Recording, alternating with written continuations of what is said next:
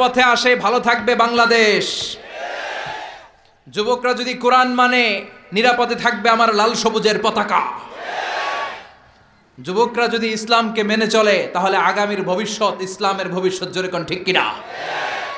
কারণ যুবকদের মধ্যে আছে প্রাণ ঢালা উচ্ছ্বাস। মুরব্বীদের স্বাদ আছে কিন্তু সাধ্য নাই। মুরব্বীরা চায় অনেক কিছু করতে কিন্তু করে দেখাতে পারে? মাজায় ব্যথা, কোমরে ব্যথা।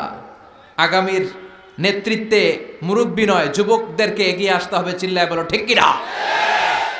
যুবকদের রক্ত গরম, তারা চাইলে একটা বিপ্লবকে নেতৃত্ব দিতে পারে। They can lead a revolution.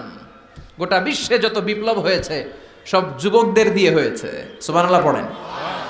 এই যে কোটা আন্দোলনের বিরুদ্ধে বাংলাদেশে একটা বিপ্লব হয়েছে না? এখানে কি মুরব্বী চাচারা ছিল? কারা ছিল? আমার দেশের দামাল ছেলেরা, তারুণ্যের উচ্ছ্বাস নিয়ে তারা এসেছিল। তারা জ্বলে উঠেছিল আপন শক্তিতে। চিল্লা এখন ঠিক কিনা? তো মুসলিম যুবকদেরকে জ্বলে উঠতে হবে আপন শক্তিতে।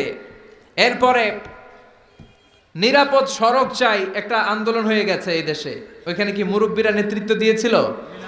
অবাক লেগেছে। প্রাইমারির ছেলেরা, হাই স্কুলের ছেলেরা আইন কিভাবে করতে হয় এবং কিভাবে সেই আইন মানাতে বাধ্য করতে হয় প্রশাসনের চোখে আঙ্গুল দিয়ে তারা গোটা বাংলাদেশকে দেখিয়েছে। যেরকম ঠিক কিনা?